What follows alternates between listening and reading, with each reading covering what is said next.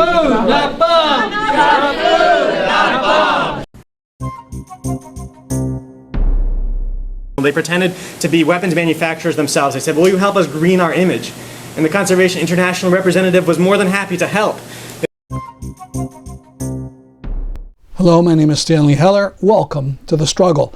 The Struggle is shown on cable on over 30 stations, now stretching from northern Vermont down to Washington, D.C. On the internet, we're at thestruggle.org, our YouTube channel, Struggle Video Media. June 1st came and went, and the promised last resort airdrops of food to besieged towns in Syria did not happen.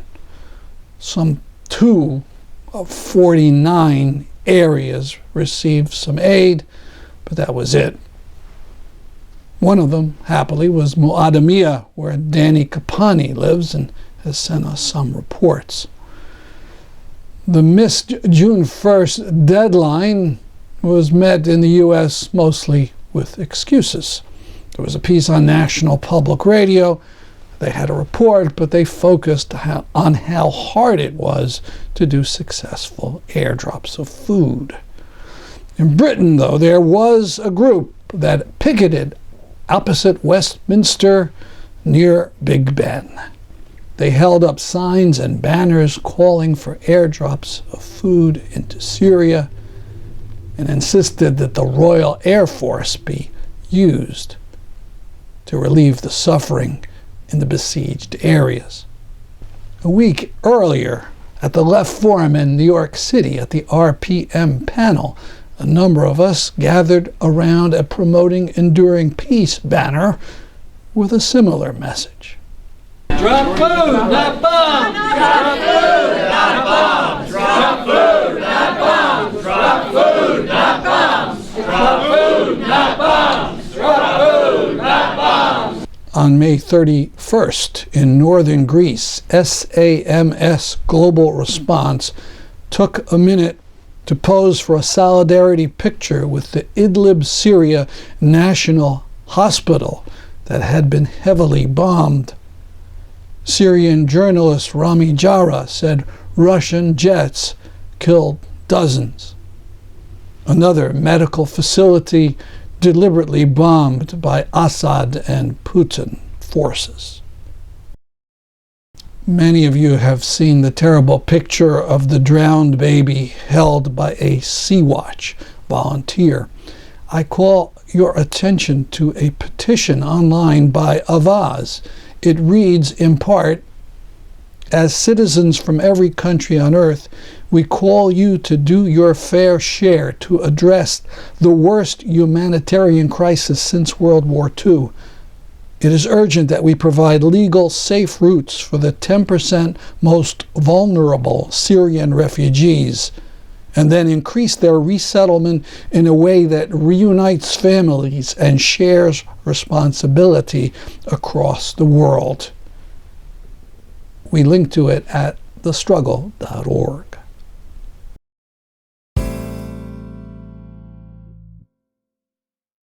The great activist Hetty Epstein has died. As a child, she was on the Kindertransport that brought German Jewish children to Britain in 1939. Her family was wiped out by the Nazis. After the war, she did research for the tribunals that were investigating Nazi doctor atrocities. In 1982, she learned about what Israel had done to the Palestinians in Lebanon, and then worked on Palestinian rights for the rest of her life, among other causes. An interview that I did with her in 2014 after she was arrested in St. Louis at 90 years of age at a protest concerning the killing of Michael Brown in Ferguson is at YouTube, and you can reach it from our site, thestruggle.org.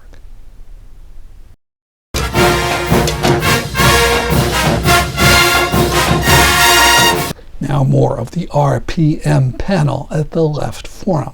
One speaker is Nidal Batari. He is a Palestinian who was born in the now devastated Yarmouk refugee camp in Syria. He is a political writer and works at helping refugees. Another speaker is Dan Fisher of Capitalism versus the Climate. Just belt it out. When it comes to introducing myself, recently I started feeling like I am really confused. Like, am I Syrian or I am Palestinian? Because like saying Syrian Palestinian does not reflect the reality. Like being a Palestinian who was born in Syria maybe is the best to introduce myself. Why I'm saying that? I'm saying that because when I left Syria, I started feeling like I am a Palestinian refugee, like a real Palestinian refugee. It's well known maybe that Palestinians in Syria were having the best social and economic rights among the refugees in the Middle East. But when I left Syria to Lebanon, I started thinking like, okay, now I'm in Lebanon, I cannot like be legal here for more than 15 days, and then I have to find another way to legalize my status in Lebanon, and I cannot leave to Jordan because I'm not allowed to go to Jordan, and I want a visa to go, for example, to Turkey, and it's very hard to get a visa to go to Turkey. So I started feeling like, what is the meaning of being Palestinian refugee, that he is really sieged. I left behind me my people in Syria living under siege in the camps. One of them was Yarmouk camp. Now Yarmouk camp is almost done. ISIS is controlling the camp and fighting with Jabhat al-Nusra, and other camps were destroyed out of like 12 camps for Palestinian refugees in Syria. And it was really shocking that as far as I remember, last year in 2015, maybe in April 2015, the Security Council held a special session for Yarmouk camp when ISIS invaded the camp. And the camp is only 2 kilometers square. And all the international community could not find a solution for 2 kilometers in Syria.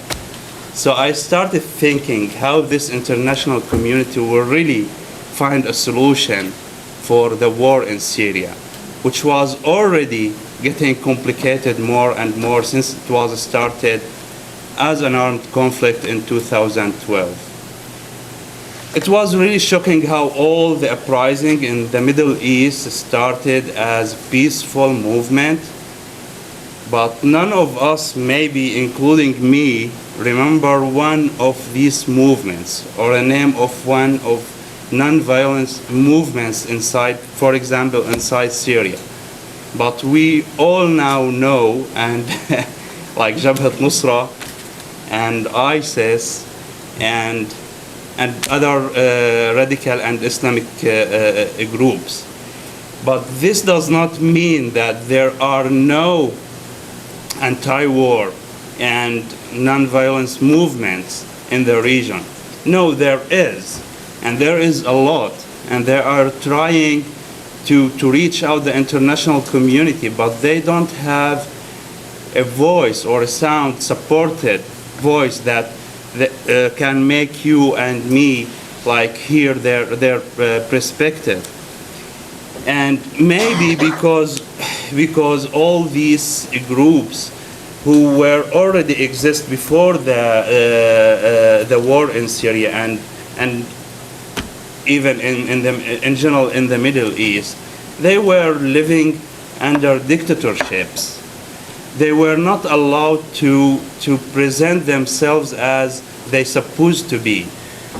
And one of these movements, like the left wing of this movement, which like was shocking how most of these movements were anti-revolution in most of the Arab world. And for me as a Palestinian who was raised in a camp in Syria, I was shocked mainly by the Palestinian left movements who are until now supporting al-Assad regime, and even they are not supporting the rights of their own people, as me, as a Palestinian, for example. All these left movements turned into militias. In reality, they went out of their political and political parties cover, and mainly inside Syria, they established militias fighting with the Syrian regime against civilians. Actually, this division and the left movement in the Arab world is not only inside Syria. It was over all the Arab world. I was very sad when the left leadership, Shukri Belaid, was murdered in Tunisia. But this guy was promoting for al-Assad regime, and his movement in Tunisia was also promoting for al-Assad regime.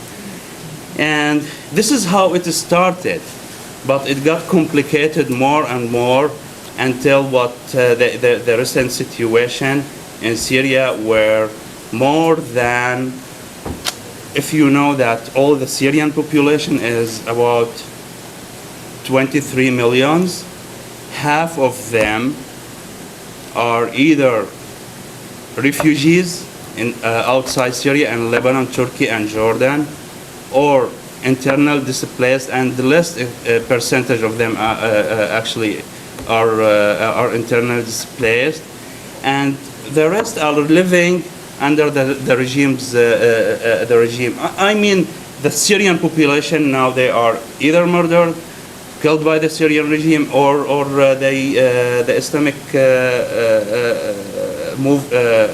armed groups, or refugees around the world. And you know the crisis in Europe now. And if I want to be honest with you, maybe I work very close, not to the US administration, but to part of this administration, since I work on Syria and Yemen.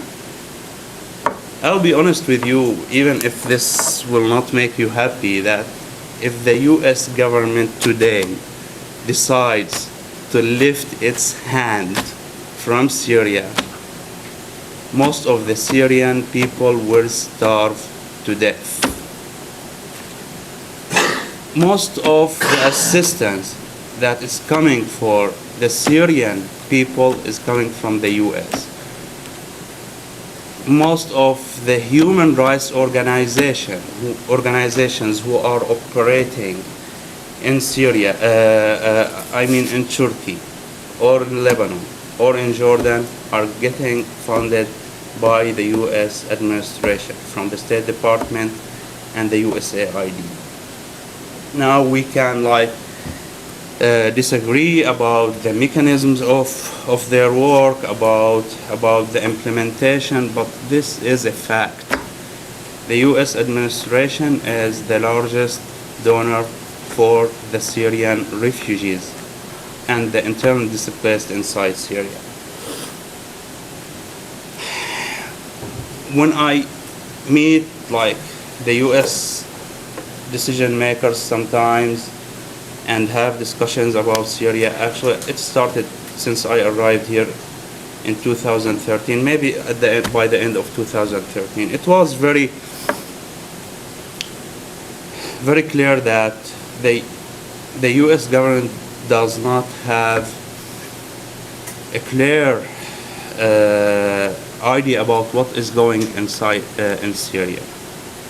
And not only the US government, actually even all the Western governments, when we used to meet the European Union leaderships in Lebanon, you feel that the only lesson that they've learned from Iraq is that to not intervene at all, in neither way, either in like as troops on the ground or in a political in the political field.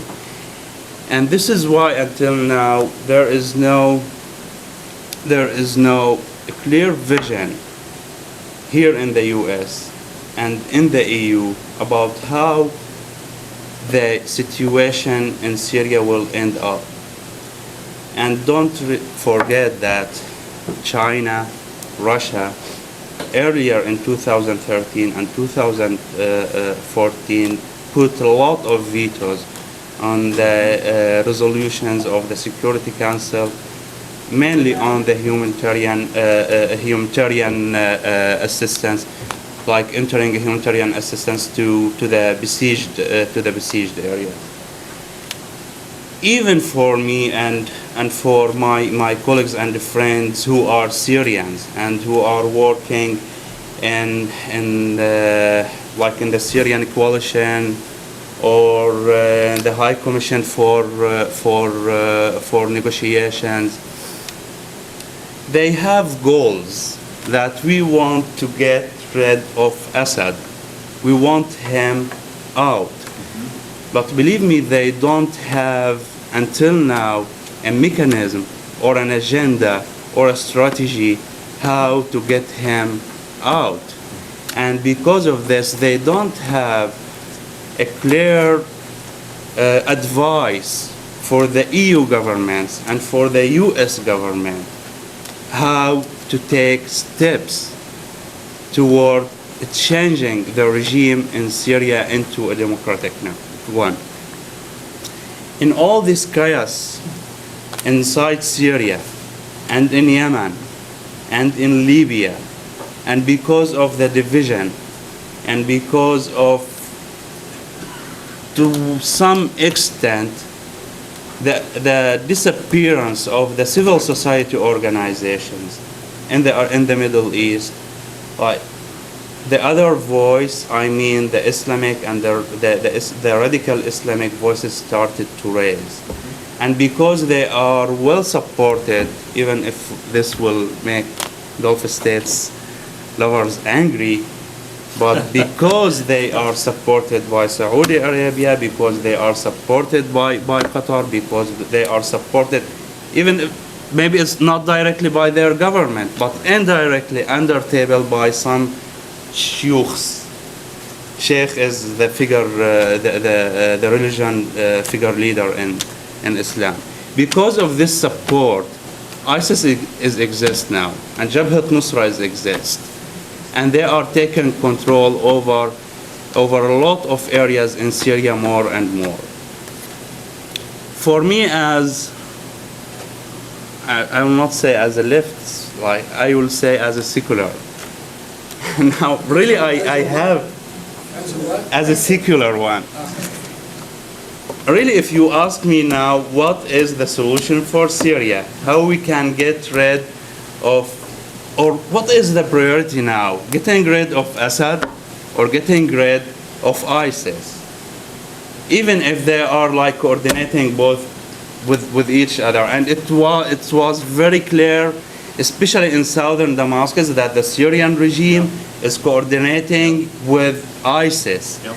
They are like, the Syrian regime is evacuating the injured people of ISIS who are fighting Jabhat Nusra to the hospitals in Damascus, treating them and then pushing them back into the battlefield.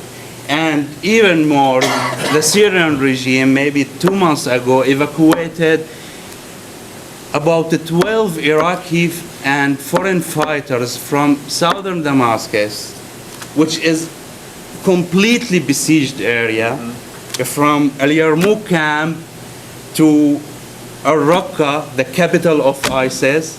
And now these 12 are sitting in Mosul in Iraq. I mean, the Syrian regime is really supporting ISIS, but in what way, I really don't know. Is like, if I want to say that the Syrian regime like created ISIS, I feel like I'm exaggerating. No, it's not true. But there is a coordination. Yeah. No, you got 1 minute. Okay. Actually, you cannot stop when you start talking about Syria and this chaos. But really, this chaos is leading us to a question: what is the future of the nonviolence movement in the Middle East? How we can support them? How we can make their voices heard here in the U.S., United Nations, and the EU? Thank you so much. Next is Dan Fisher. Dan is a member and founder of Capitalism versus the Climate, an all-volunteer, horizontally run group based in Connecticut that takes direct action in solidarity with communities most impacted by the climate crisis. He's a graduate student of history at Southern Connecticut State University. His articles and video have been published on Mondoweiss, Counterpunch, Waging Nonviolence, Earth First, Palestine Chronicle, International Cry, and elsewhere. Dan Fisher.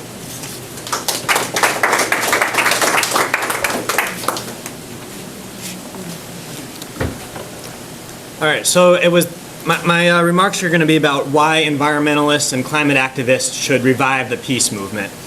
And I want to start in the summer of 2014 when Stan Heller and I had found out that Connecticut Senator Chris Murphy had invited his constituents to a hike at East Rock Park. And Stan and I decided to attend and ask him why on earth he had just voted to support a resolution greenlighting Israel's then ongoing slaughter of Palestinians. At that point in the slaughter, Israel had massacred 300 Gazans, and by the conflict's end in the summer of 2014, about 2,200 had died, 500 of them children. So we went to this hike, and Senator Murphy reached out his hand to shake Stan's hand, and Stan pulled away. And he said, "Why on earth did you vote for this resolution?" This resolution, by the way, passed unanimously in the Senate that summer, atrociously.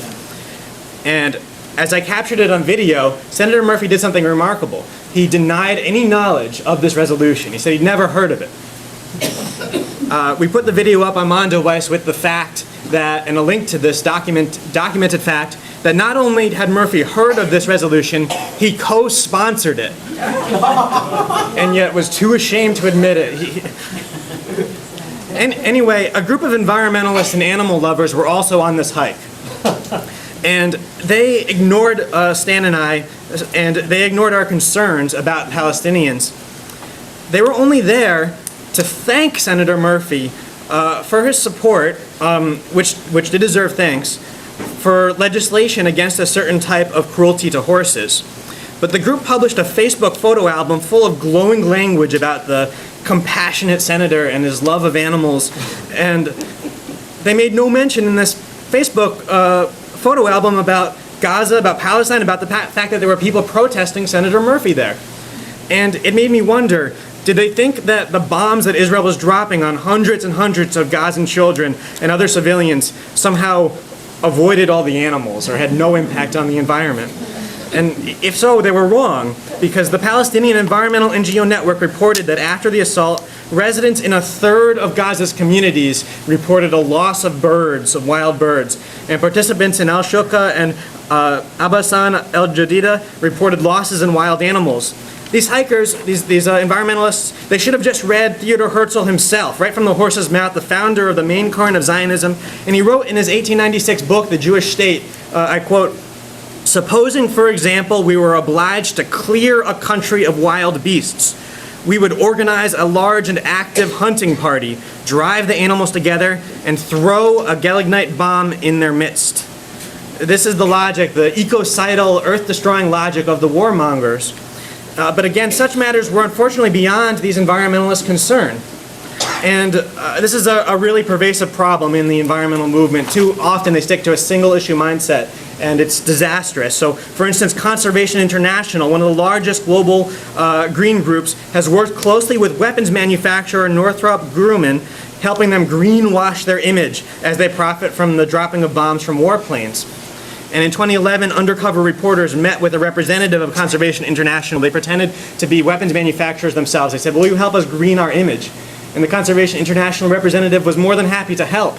They said, hey, if you give us a donation, we'll help you join this Sustainability Council, which also included such eco-friendly companies as Shell, Chevron, and Monsanto.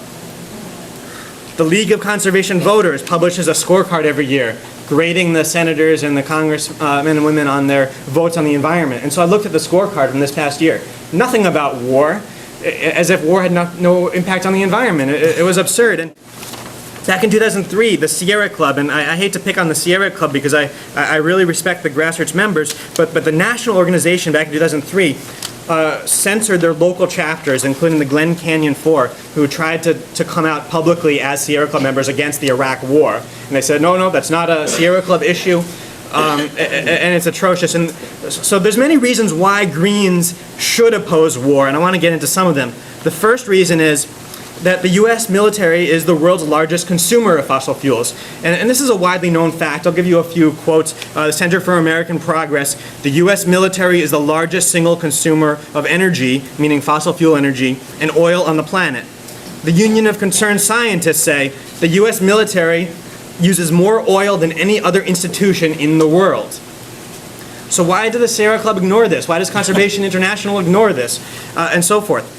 The second reason is that these wars around the world are being fought in large part to secure the flow of fossil fuels. And I'll quote President Obama. He says in 2013 in a speech to the UN, he was ready to use all elements of our power, including military force, to secure core interests in the Middle East. Specifically, he promised to ensure the free flow of energy from the region to the world. But he wasn't saying anything new. He was just reiterating the Carter Doctrine, which said the same thing. U.S. military will do whatever they can to violently secure the flow of oil. And Alan Greenspan, of course, wrote in his autobiography, or his memoir, or whatever, he wrote, the Iraq war is largely about oil. So it's no secret, so why aren't Greens addressing it? The third reason is that the funds spent on war, and Ashley touched on this a bit earlier, would go a long way toward paying for not only social programs, but a transition to green energy. So the Harvard policy researcher Linda Blimes calculates the wars in Afghanistan and Iraq will cost all told a total of $4 billion to $6 billion, $1 trillion, I think, rather. Think about how much that would spend towards renewable energy. Fourth reason, wars have devastating local impacts to the environment. And Joshua Frank and Counterpunch recently penned a really moving piece about the tolls of the bombing in Afghanistan on wildlife such as gazelles and cheetahs and snow leopards. And he quotes Dr. Umad Hanid, who's a bird expert in Pakistan. He says that thousands and thousands of ducks and other birds used to fly over the border from Afghanistan to Pakistan. But then after the bombing started in 2001, they virtually disappeared. Fifth reason I want to mention is the ever-present danger of nuclear weapons and the threats that they pose. In 1955, Albert Einstein and Bertrand Russell published a manifesto that asked, shall we put an end to the human race, or shall mankind renounce war? And now that, according to the New York Times, President Obama has been at war longer than any president in U.S. history, that question is more important than ever. So that's something that environmentalists should address. And they are addressing at the grassroots level, and the more radical wing, the more grassroots wing of the movements. So, for instance, in the People's Climate March in 2014, I was struck that there was a block called the Free Palestine Block. I'm sure that some people here were marching in that. And I could have sworn there were as many signs saying Free Palestine as there were saying end fracking or end nuclear power. It was remarkable. A town in India hit 51 degrees on May 23rd. That's 51 degrees centigrade, an incredible 123 degrees in our usual Fahrenheit system. This happens as month by month world average temperature records are broken. Then in Texas, huge rainstorms are covering the state. Terrible news came down this morning that at least 5 Fort Hood soldiers died in the floods overnight.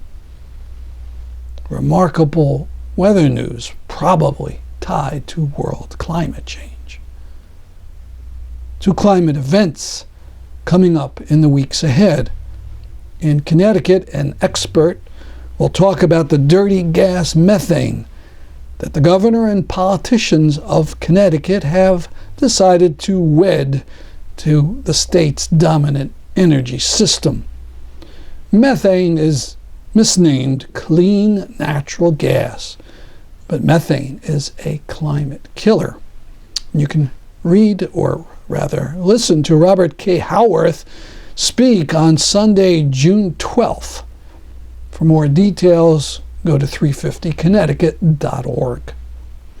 On July 24th in Philadelphia, on the eve of the Democratic Convention, thousands are expected to come to a march against fracking, with slogans like "Ban fracking now," "Keep fossil fuels in the ground," "Stop dirty energy," and "Transition to 100% renewable." More on that in upcoming programs. That's our program for today. See you next week at this time. I'm Stanley Heller for The Struggle.